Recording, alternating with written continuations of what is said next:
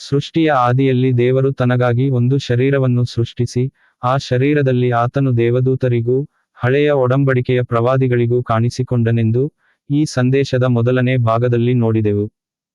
ಇನ್ನು ಹೊಸ ಒಡಂಬಡಿಕೆಗೆ ಬರುವಾಗ ದೇವರ ಆ ರೂಪವು ನಮಗೆ ಇನ್ನೂ ವ್ಯಕ್ತವಾಗಿ ಕಾಣಿಸುತ್ತದೆ. ನಮಗೆ ಕೊಲೊಸ್ಸೆಯವರಿಗೆ ಬರೆದ ಪತ್ರಿಕೆ 1ನೇ ಅಧ್ಯಾಯ 15ನೇ ವಚನವನ್ನು ತೆಗೆಯುವ. ಅಲ್ಲಿ ಆ ದೇವರ ರೂಪದ ಕುರಿತು ಏನು ಹೇಳುತ್ತದೆ ಎಂದು ನೋಡೋಣ. ಕೊಲೊಸ್ಸೆಯವರಿಗೆ ಬರೆದ ಪತ್ರಿಕೆ 1ನೇ ಅಧ್ಯಾಯ 15ನೇ ವಚನ.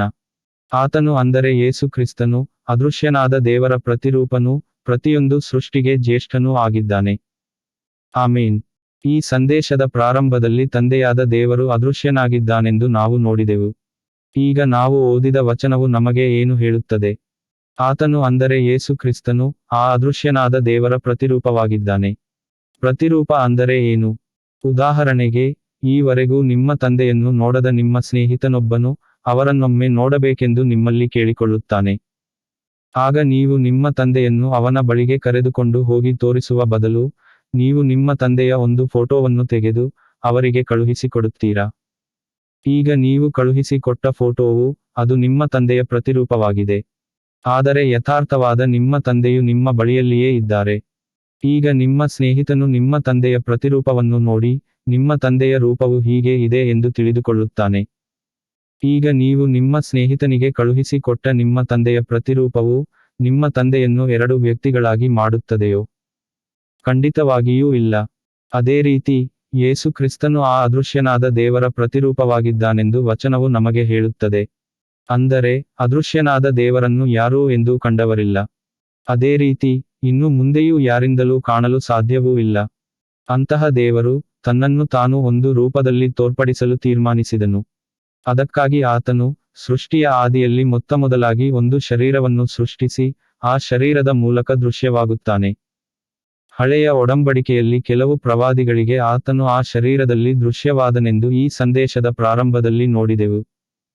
ಹೀಗೆ ತಂದೆಯಾದ ದೇವರು ಅವರಿಗೆ ಪ್ರತ್ಯಕ್ಷನಾದಾಗ ಆ ಪ್ರವಾದಿಗಳು ಆತನನ್ನು ಯಾವ ರೀತಿ ಕಂಡರೋ ಅದನ್ನು ಅವರು ವಚನದಲ್ಲಿ ಬರೆದಿಟ್ಟರು. ಯೆಹೆಜ್ಕೇಲ್ ಪ್ರವಾದಿಯು ಮನುಷ್ಯ ರೂಪದಲ್ಲಿ ಆತನನ್ನು ಕಂಡಾಗ ಮೋಶೆಯು ಆತನ ಹಿಂಭಾಗವನ್ನು ಕಂಡನು.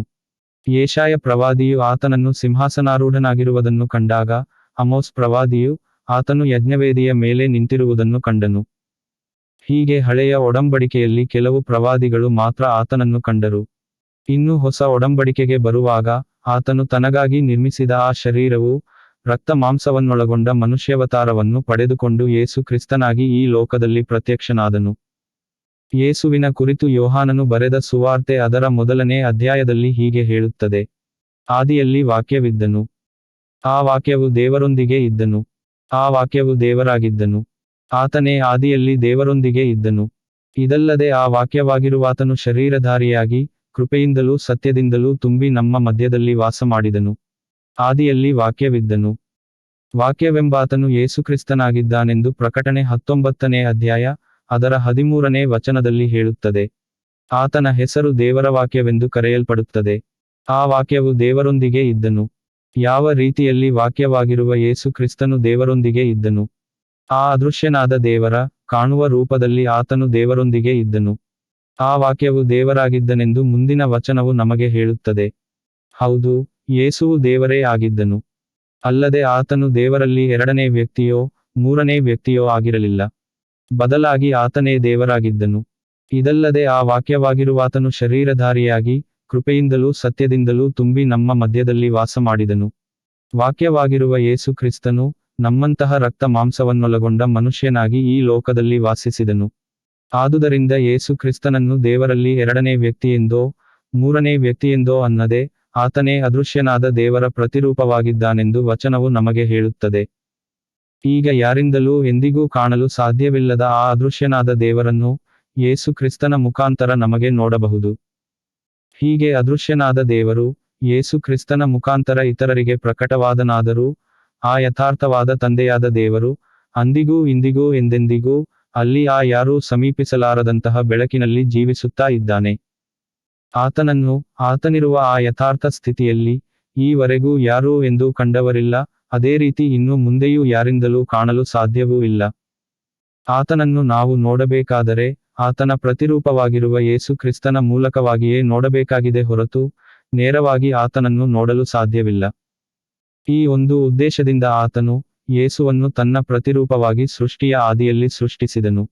ಈಗ ಇಲ್ಲಿ ಗಮನಿಸಿ, ಯೇಸುಕ್ರಿಸ್ತನು ಅದೃಶ್ಯನಾದ ದೇವರ ಪ್ರತಿರೂಪವಾದಾಗ ಅದು ಆತನನ್ನು ದೇವರಲ್ಲಿ ಎರಡನೇ ವ್ಯಕ್ತಿಯಾಗಿ ಮಾಡುತ್ತದೆಯೋ? ಖಂಡಿತವಾಗಿಯೂ ಇಲ್ಲ. ಹೇಗೆ ನೀವು ನಿಮ್ಮ ಸ್ನೇಹಿತನಿಗೆ ಕಳುಹಿಸಿ ಕೊಟ್ಟ ನಿಮ್ಮ ತಂದೆಯ ಪ್ರತಿರೂಪವು ನಿಮ್ಮ ತಂದೆಯನ್ನು ಎರಡು ವ್ಯಕ್ತಿಗಳಾಗಿ ಮಾಡುವುದಿಲ್ಲವೋ, ಅದೇ ರೀತಿ ದೇವರು ತನಗಾಗಿ ಸೃಷ್ಟಿಸಿದ ಆತನ ಪ್ರತಿರೂಪವಾಗಿರುವ ಯೇಸು ಕ್ರಿಸ್ತನನ್ನು ದೇವರಲ್ಲಿ ಬೇರೊಂದು ವ್ಯಕ್ತಿಯಾಗಿ ಮಾಡುವುದಿಲ್ಲ. ಬದಲಾಗಿ ಅದೃಶ್ಯನಾದ ಆ ಒಬ್ಬನೇ ದೇವರು ತನ್ನ ಪ್ರತಿರೂಪವಾಗಿರುವ ಯೇಸು ಕ್ರಿಸ್ತನ ಮೂಲಕ ಪ್ರಕಟಗೊಂಡನೆಂದು ನಮಗೆ ವ್ಯಕ್ತವಾಗುತ್ತದೆ. ಆದರೆ ಈ ಪ್ರಕಟಣೆಯನ್ನು ಹೊಂದದ ಸಂಪ್ರದಾಯ ಸಭೆಗಳು ಆತನನ್ನು ದೇವರಲ್ಲಿ ಎರಡನೇ ವ್ಯಕ್ತಿಯೆಂಬುದಾಗಿ ಚಿತ್ರೀಕರಿಸಿ ಜನರಿಗೆ ಬೋಧಿಸಿದರು. ಇಂದಿಗೂ ಅದು ಮುಂದುವರಿಯುತ್ತಲೇ ಇದೆ. ನಿಮಗಿದು ಅರ್ಥವಾಯಿತೆಂದು ಭಾವಿಸುತ್ತೇನೆ. ಈ ಸಂದೇಶದ ಮೊದಲಿನಿಂದಲೂ ಹೇಳುತ್ತಾ ಬಂದ ವಿಷಯವನ್ನು ದೃಢೀಕರಿಸುವಂತೆ ಹೇಗೆ ವಚನಕ್ಕೆ ವಚನವು ಹೊಂದಿಕೊಂಡು ಹೋಗುತ್ತದೆಯೆಂದು ನೋಡಿ. ಅದೇ ರೀತಿ ಕೊಲೊಸ್ಸೆಯವರಿಗೆ ಬರೆದ ಪತ್ರಿಕೆ 1ನೇ ಅಧ್ಯಾಯ 15ನೇ ವಚನದಲ್ಲಿ ಯೇಸುವಿನ ಕುರಿತು ಆತನು ಸೃಷ್ಟಿಗೆ ಜ್ಯೇಷ್ಠನೆಂದು ಹೇಳುತ್ತದೆ. ಹಾಗೂ ಪ್ರಕಟಣೆ 3ನೇ ಅಧ್ಯಾಯ 14ನೇ ವಚನದಲ್ಲಿ ಯೇಸುವು ದೇವರ ಸೃಷ್ಟಿಯ ಆದಿಯಾಗಿದ್ದಾನೆಂದು, ಹಿಬ್ರಿಯರಿಗೆ ಬರೆದ ಪತ್ರಿಕೆ 1ನೇ ಅಧ್ಯಾಯ 6ನೇ ವಚನದಲ್ಲಿ ಯೇಸುವು ಮೊದಲು ಹುಟ್ಟಿದವನೆಂದು ಹೇಳಿದೆ. ಈಗ ನೀವು ಕೇಳಬಹುದು, ಯೇಸು ಕ್ರಿಸ್ತನು ದೇವರಲ್ಲವೇ? ಹಾಗಾದರೆ ಯೇಸು ಕ್ರಿಸ್ತನನ್ನು ದೇವರು ಸೃಷ್ಟಿ ಮಾಡಿದರೆಂದು ಹೇಳಿದರೆ ಅದರಲ್ಲಿ ಯುಕ್ತಿ ಏನಿದೆಯೆಂದು? ಖಂಡಿತವಾಗಿಯೂ ಯೇಸು ಕ್ರಿಸ್ತನು ದೇವರೇ ಆಗಿದ್ದಾನೆ. ಆತನ ಹೊರತು ಬೇರೆ ದೇವರಿಲ್ಲ. ಅದೃಶ್ಯನಾದ ದೇವರು ತನ್ನನ್ನು ತಾನು ದೃಶ್ಯ ರೂಪದಲ್ಲಿ ತೋರ್ಪಡಿಸಲು ಸೃಷ್ಟಿಯ ಆದಿಯಲ್ಲಿ ಆತನು ಒಂದು ಶರೀರವನ್ನು ತನಗಾಗಿ ನಿರ್ಮಿಸಿದನು.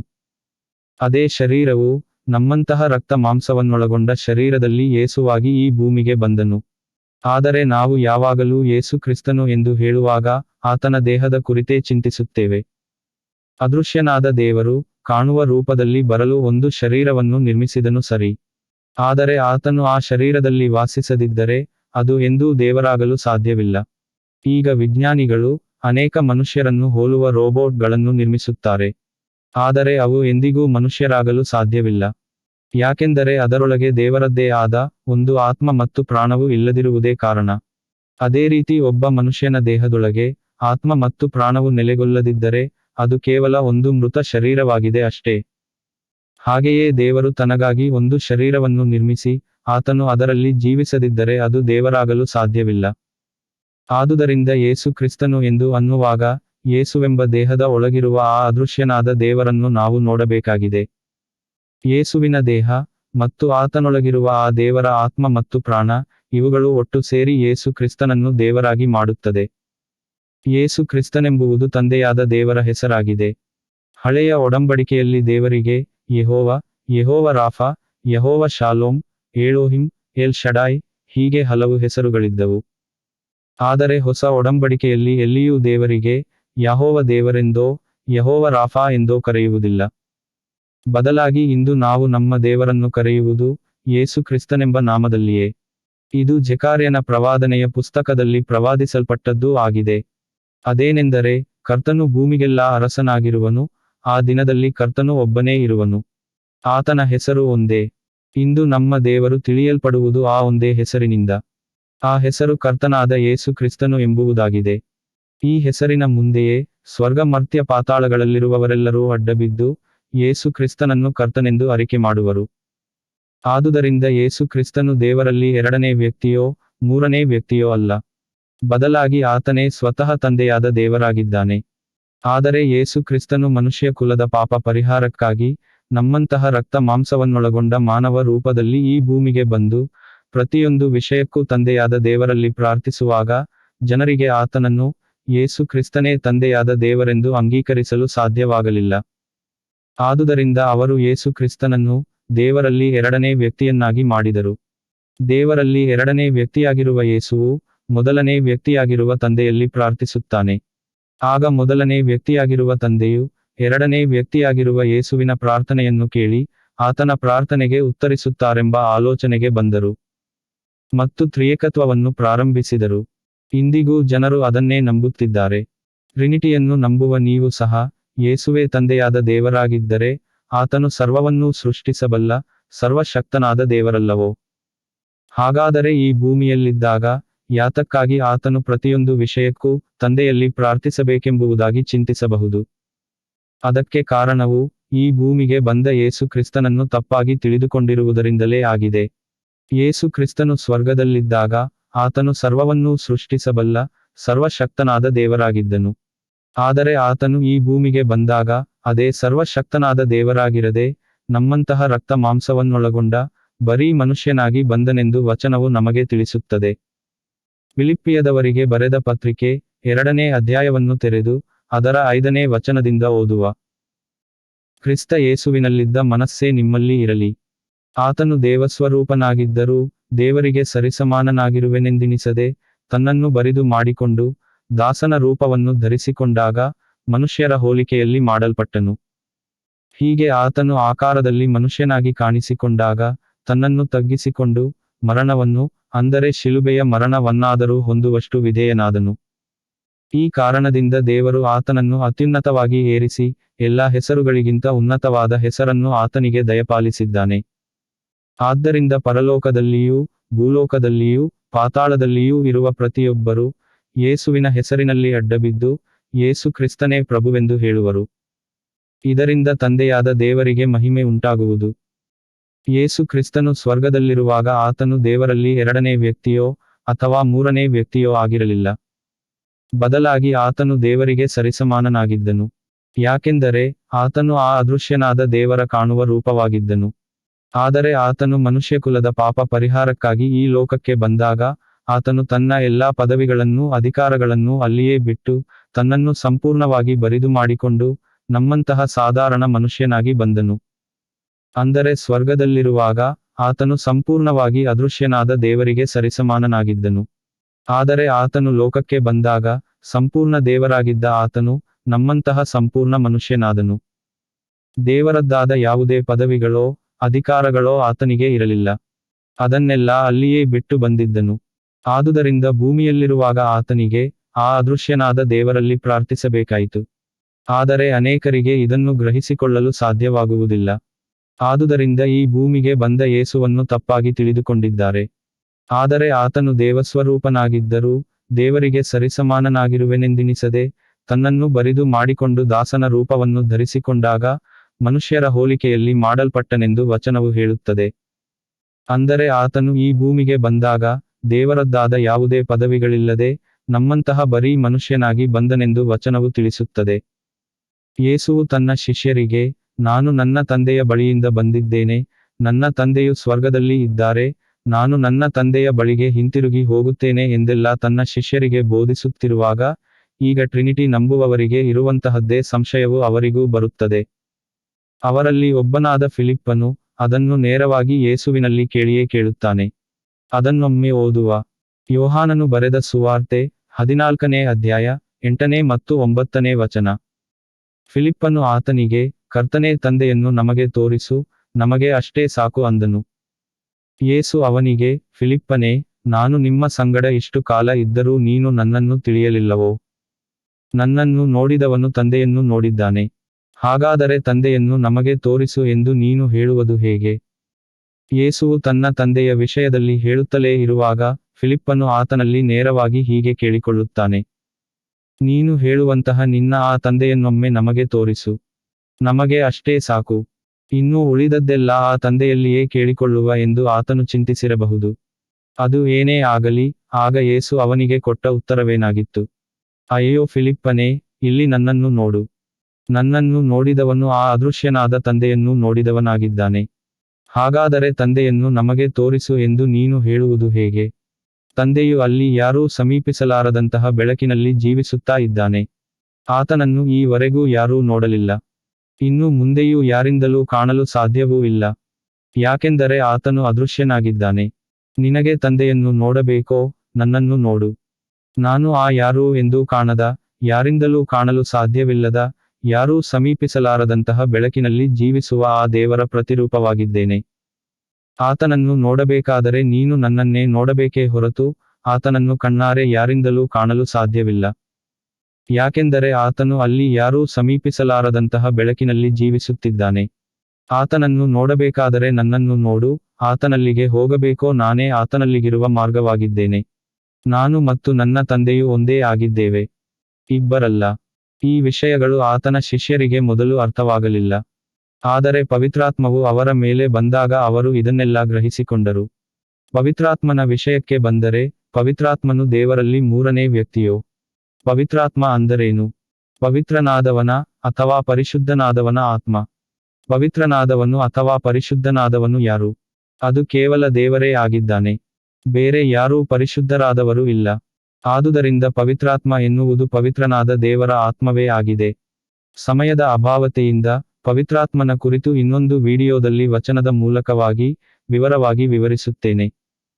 ಮುಂದಿನ ದಿವಸಗಳಲ್ಲಿ ಆ ವಿಡಿಯೋವು ಈ ಚಾನೆಲ್ನಲ್ಲಿ ನಿಮಗೆ ಲಭಿಸುವುದು. ಈಗ ನೋಡಿ, ದೇವರಲ್ಲಿ ಮೂರು ವ್ಯಕ್ತಿಗಳು ಇರುವುದಾದರೆ, ಅಲ್ಲಿ ಸ್ವರ್ಗದಲ್ಲಿ ಅವರಿಗೆ ಕುಳಿತುಕೊಳ್ಳಲು ಮೂರು ಸಿಂಹಾಸನಗಳೂ ಇರಬೇಕು. ಆದರೆ ವಚನವು ಹಾಗೆ ಹೇಳುತ್ತದೆಯೇ? ನೋಡುವ. ಪ್ರಕಟಣೆ 4ನೇ ಅಧ್ಯಾಯ 2ನೇ ವಚನ. ಕೂಡಲೇ ನಾನು ಆತ್ಮವಶನಾದೆನು. ಆಗ ಇಗೋ, ಪರಲೋಕದಲ್ಲಿ ಒಂದು ಸಿಂಹಾಸನವಿತ್ತು. ಸಿಂಹಾಸನದ ಮೇಲೆ ಒಬ್ಬಾತನು ಕೂತಿದ್ದನು. ವಚನದಲ್ಲಿ ಎಲ್ಲಿಯೂ, ಸ್ವರ್ಗದಲ್ಲಿ ತಂದೆಗೂ ಮಗನಿಗೂ ಪವಿತ್ರಾತ್ಮನಿಗೂ ಸೇರಿ ಮೂರು ಸಿಂಹಾಸನಗಳು ಇವೆ ಎಂದೋ ಅಥವಾ ಇದ್ದವು ಎಂದೋ ಹೇಳುವುದಿಲ್ಲ. ಅಲ್ಲಿ ದೇವರಿಗೆ ಒಂದೇ ಸಿಂಹಾಸನವಿತ್ತೆಂದು ಹೇಳುತ್ತದೆ. ಟ್ರಿನಿಟಿಯನ್ನು ನಂಬುವ ನೀವು ಸ್ವರ್ಗಕ್ಕೆ ಹೋದರೆ, ಅಲ್ಲಿ ನಮ್ಮ ಕರ್ತನಾದ ಯೇಸು ಕ್ರಿಸ್ತನನ್ನೇ ನೋಡುವಿರೇ ಹೊರತು, ಅಲ್ಲಿ ನಿಮಗೆ ತಂದೆಯನ್ನೋ ಪವಿತ್ರಾತ್ಮನನ್ನೋ ನೋಡಲು ಸಾಧ್ಯವಿಲ್ಲ. ಇನ್ನು ನೀವು ಯೇಸು ಕ್ರಿಸ್ತನೊಬ್ಬನನ್ನೇ ಅಲ್ಲಿ ಕಾಣುವಾಗ ನೀವು ಆತನಲ್ಲಿ, ನಮಗೆ ದೇವರಲ್ಲಿ ಮೂರು ವ್ಯಕ್ತಿಗಳು ಇದ್ದಾರೆಂದು ಹೇಳಿದ್ದಾರೆ. ಹಾಗಾದರೆ ತಂದೆ ಮತ್ತು ಪವಿತ್ರಾತ್ಮನು ಎಲ್ಲಿ ಎಂದು ಕೇಳಿದರೆ, ಆತನು ಫಿಲಿಪ್ಪನಿಗೆ ಕೊಟ್ಟ ಉತ್ತರವನ್ನೇ ನಿಮಗೂ ಕೊಡುವನು. ನನ್ನನ್ನು ನೋಡಿದವನು ತಂದೆಯನ್ನೂ ನೋಡಿದ್ದಾನೆ. ನಾನು ಮತ್ತು ತಂದೆಯು ಒಂದೇ ಆಗಿದ್ದೇವೆ ಎಂದು. ಟ್ರಿನಿಟಿ ಎಂಬುವುದು ಕೇವಲ ಒಂದು ಮನುಷ್ಯ ಕಲ್ಪಿತ ಬೋಧನೆಯಾಗಿದೆ. ಈ ಸಂದೇಶದ ಪ್ರಾರಂಭದಲ್ಲಿ ಹೇಳಿದಂತೆ, ಯಹೂದಿಯರು ಯಾವತ್ತಿಗೂ ದೇವರಲ್ಲಿ ಮೂರು ವ್ಯಕ್ತಿಗಳು ಇದ್ದಾರೆಂದು ನಂಬಲು ಮತ್ತು ಅಂಗೀಕರಿಸಲು ಸಾಧ್ಯವೇ ಇಲ್ಲ. ಹಾಗೆ ನಂಬುತ್ತಿದ್ದರೆ ಯಾವತ್ತಿಗೋ ಅವರು ಯೇಸುವನ್ನು ಅಂಗೀಕರಿಸುತ್ತಿದ್ದರು. ಆದರೆ ಅಂತ್ಯಕಾಲದಲ್ಲಿ ದೇವರು, ಮೋಶೆ ಮತ್ತು ಎಲೀಯನನ್ನು ಅವರ ಬಳಿಗೆ ಕಳುಹಿಸಿ ಅವರ ಕಣ್ಣುಗಳನ್ನು ತೆರೆಯುವನು. ಮತ್ತು ಅವರ ಮುಖಾಂತರ, ಯೇಸುವೇ ತಂದೆಯಾದ ದೇವರೆಂದು ತಿಳಿದು ಆತನನ್ನು ಅವರು ಅಂಗೀಕರಿಸುವರು. ಆದರೆ ಅನ್ಯಜಾತಿಯವರಾದ ನಮಗೆ, ಒಬ್ಬನೇ ದೇವರನ್ನು ತಿಳಿಯುವ ಮತ್ತು ಆತನ ಮೂಲಕ ರಕ್ಷಣೆಯನ್ನು ಹೊಂದುವ ಸಮಯವು ಇದಾಗಿದೆ. ಟ್ರಿನಿಟಿ ಸಿದ್ಧಾಂತದ ಮೂಲಕ, ದೇವರು ಮೂರು ವ್ಯಕ್ತಿಗಳಾಗಿದ್ದಾನೆ ಎಂಬುದಾಗಿ ನಂಬಿ, ರಕ್ಷಣೆ ಹೊಂದಲು ಸಾಧ್ಯವಿಲ್ಲವೋ ಎಂದು ಕೇಳಿದರೆ ಅದು ಸ್ವಲ್ಪ ಕಷ್ಟಕರವಾಗಿರಬಹುದು. ಯಾಕೆಂದರೆ ದೇವರ ವಾಕ್ಯವು ಹೀಗೆ ಹೇಳುತ್ತದೆ. ಯೋಹಾನ 8ನೇ ಅಧ್ಯಾಯ 24ನೇ ವಚನದಲ್ಲಿ, ನನ್ನನ್ನು ಆತನೆಂದು, ಅಂದರೆ ತಂದೆಯೆಂದು ನೀವು ನಂಬದೆ ಹೋದರೆ, ನೀವು ನಿಮ್ಮ ಪಾಪಗಳಲ್ಲಿಯೇ ಸಾಯುವಿರಿ ಎಂದು ಹೇಳಿದನು. ನೀವು ಯೇಸು ಕ್ರಿಸ್ತನನ್ನು, ತ್ರಿತ್ವದ ಮೂರನೇ ವ್ಯಕ್ತಿಯಾಗಿಯೋ, ಎರಡನೇ ವ್ಯಕ್ತಿಯಾಗಿಯೋ, ಅಥವಾ ಒಬ್ಬನೇ ದೇವರ ಹೊರತಾಗಿ ಇನ್ಯಾವುದೋ ವ್ಯಕ್ತಿಯನ್ನಾಗಿಯೂ ಮಾಡಿದರೂ, ನೀವು ನಿಮ್ಮ ಪಾಪಗಳಲ್ಲಿಯೇ ಇದ್ದು ನಾಶವಾಗುವಿರೆಂದು ವಚನವು ಹೇಳುತ್ತದೆ. ಯೇಸು ಹೇಳಿದ್ದು, ನಾನು ಆತನೆಂದು, ಅಂದರೆ ತಂದೆಯೆಂದು ನೀವು ನಂಬದೆ ಹೋದರೆ, ನೀವು ನಿಮ್ಮ ಪಾಪಗಳಲ್ಲಿಯೇ ಸಾಯುವಿರಿ. ಯೇಸು ಕ್ರಿಸ್ತನು ದೇವರ ಪ್ರಕಟಣೆಯಾಗಿದ್ದಾನೆ. ದೇವರ ಆತ್ಮನು ಮನುಷ್ಯ ರೂಪದಿಂದ ಪ್ರಕಟಣೆಯಾದದ್ದು. ಅದನ್ನು ನೀವು ನಂಬುವುದಿಲ್ಲವಾದರೆ ನೀವು ನಿಮ್ಮ ಪಾಪಗಳಲ್ಲಿಯೇ ಸಾಯುವಿರಿ. ಯೇಸುವೇ ತಂದೆಯಾದ ದೇವರೆಂದೂ, ಆತನು ದೇವರಲ್ಲಿ ಎರಡನೆಯ ಅಥವಾ ಮೂರನೆಯ ವ್ಯಕ್ತಿಯಲ್ಲವೆಂಬುದಕ್ಕೆ ಇನ್ನೂ ಅನೇಕ ವಚನಗಳು ಬೈಬಲ್ನಲ್ಲಿ ಇವೆ. ಅದನ್ನೆಲ್ಲ ಇಲ್ಲಿ ವಿವರಿಸುತ್ತಾ ಹೋದರೆ, ಈ ವಿಡಿಯೋವನ್ನು ಮುಕ್ತಾಯಗೊಳಿಸಲು ಸಾಧ್ಯವಾಗಲಿಕ್ಕಿಲ್ಲ. ಮುಂದಿನ ವಿಡಿಯೋಗಳಲ್ಲಿ ಇನ್ನೂ ಹೆಚ್ಚು ವಚನಗಳನ್ನು ಮತ್ತು ಟ್ರಿನಿಟಿಯ ಉದ್ಭವವು ಯಾವಾಗ ಎಲ್ಲಿ ಆಯಿತೆಂಬುದನ್ನು ನೋಡುವ. ತಂದೆ ಮಗ ಪವಿತ್ರಾತ್ಮರ ಕುರಿತಾದಂತಹ ರಹಸ್ಯವನ್ನು, ಇದಕ್ಕಿಂತಲೂ ಸರಳವಾದ ರೀತಿಯಲ್ಲಿ ವಿವರಿಸುವ ವಿಡಿಯೋ, ಇನ್ನೆಲ್ಲಿಯೂ ಸಿಗಲಿಕ್ಕಿಲ್ಲವೆಂದು ನಾನು ನೆನೆಸುತ್ತೇನೆ. ಈ ವಿಡಿಯೋ ನಿಮಗೆ ಪ್ರಯೋಜನವಾದಲ್ಲಿ ಇತರರಿಗೂ ಶೇರ್ ಮಾಡಿ. ಮತ್ತು ಹೆಚ್ಚಿನ ವಿಡಿಯೋಗಳಿಗೆ ಈ ಚಾನಲ್ ಸಬ್ಸ್ಕ್ರೈಬ್ ಮಾಡಿ. ದೇವರು ನಿಮ್ಮನ್ನು ಆಶೀರ್ವದಿಸಲಿ.